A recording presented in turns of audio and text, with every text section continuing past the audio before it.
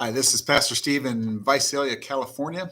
I read on my early news feed this morning that it's snowed in Casper, Wyoming, where I was born and raised.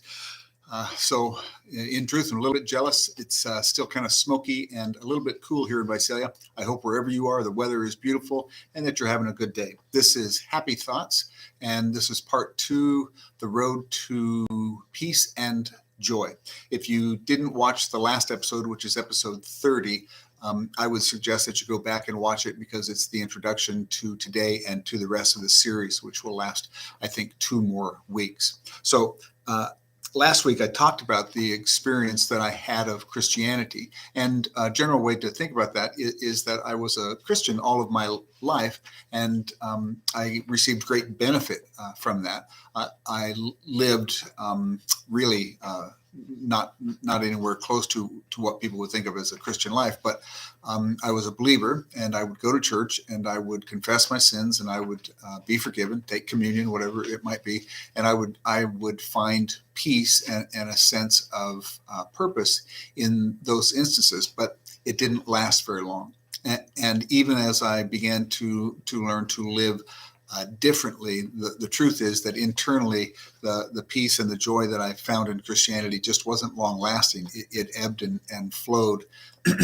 and So I made it into my 30s. I'd gone to seminary. I became a pastor. I had pretty good time at my first 2 appointments as a minister. And in my third, I had a really great time. It was the perfect match of my particular personality, which is a little bit on the brusque side and maybe a little bit on the demanding side, and a church that was really in a place where they were ready to take active steps to improve themselves and to learn to grow.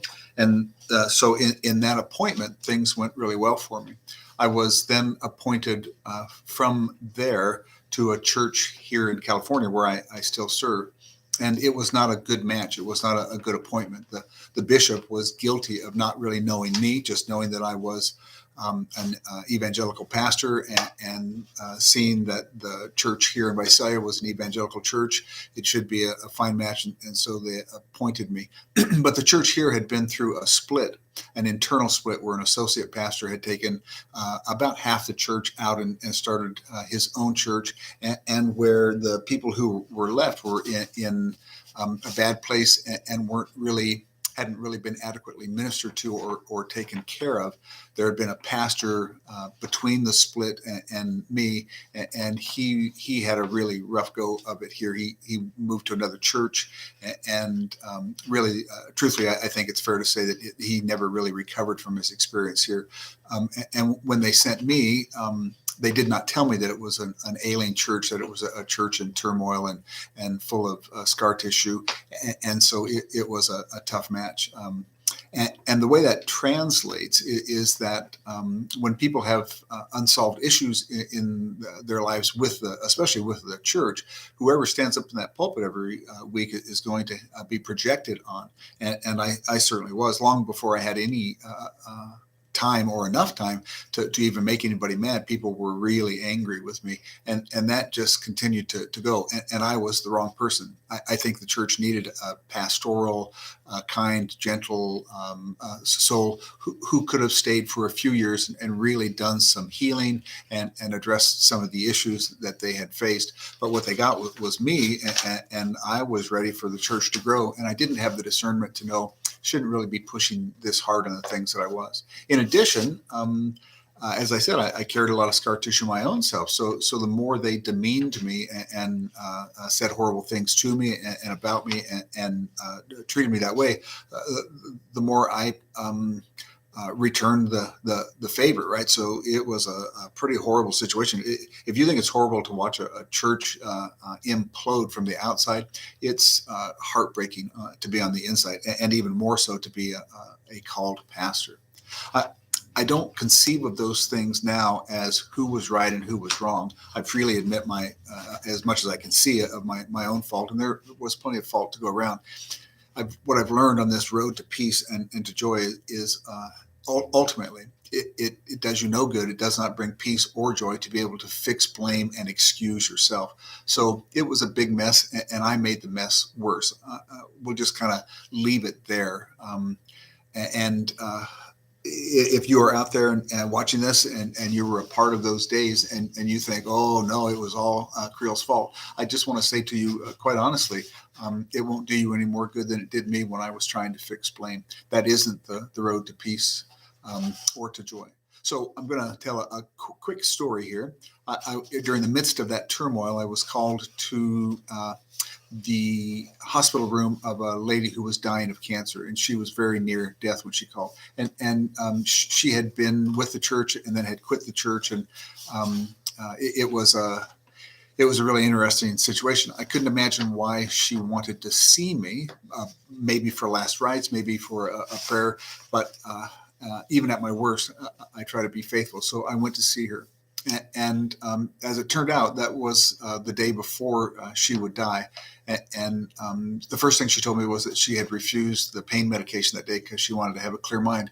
And then she sincerely apologized to me. She told me some of the things that people have been up to. They've been having meetings in homes, trying to figure out how to get rid of me, things that they could do that would harm me.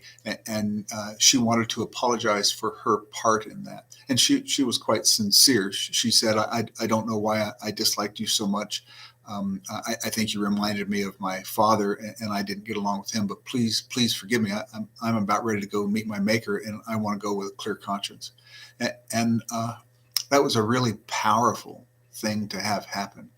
This lady who did not have to do that asked for forgiveness, and that allowed me to ask her for forgiveness, and we prayed together. And it was just a really powerful, beautiful moment in time when the elements of Christianity combined to be life-changing. I came out of that encounter, and one of the things I started to wrestle with was that I knew that we were supposed to forgive, right? That we're supposed to forgive our enemies. I forgive my wife. I forgive my friends if we had a little tussle here and there.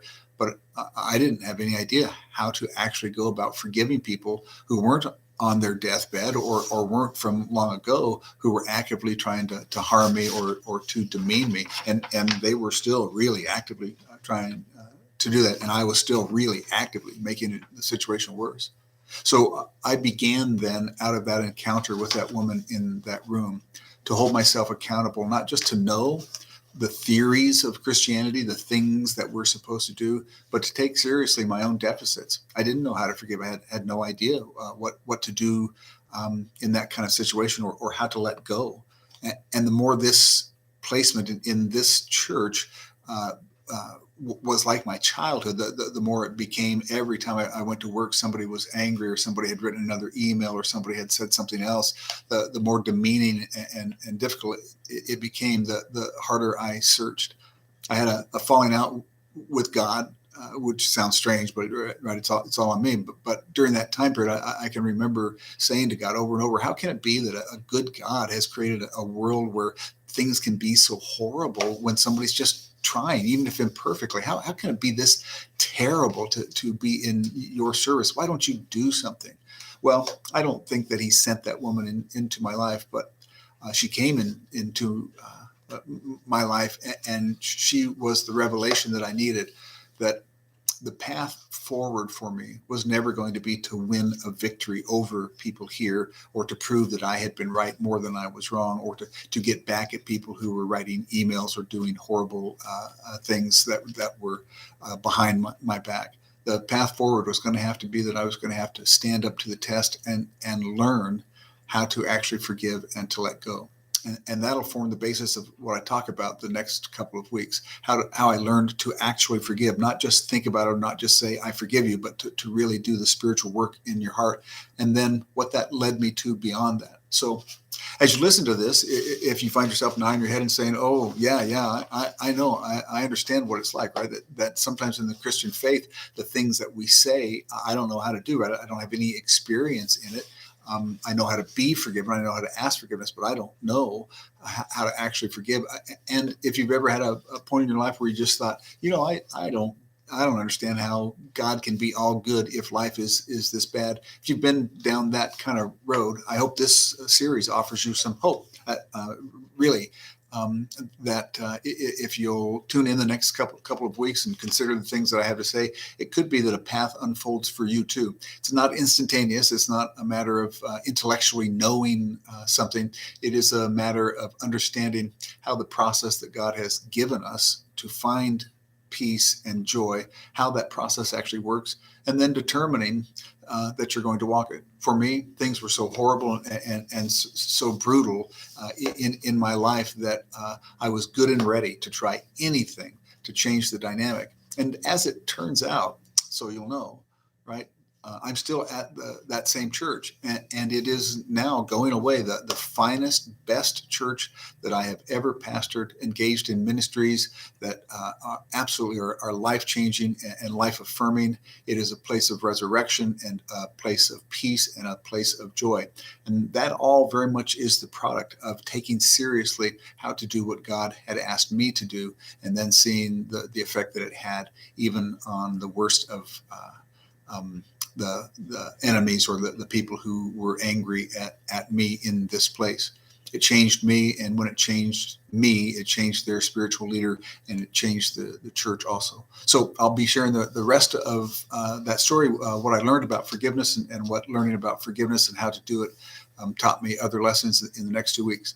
In the meantime, I hope that you're having a great day. I hope that today, regardless of your state, that you will confess your sins and ask God to forgive you, and that you'll experience even short-term joy and peace. And we'll talk about how to make that longer lasting next week. So God bless you, and I'll talk to you next week.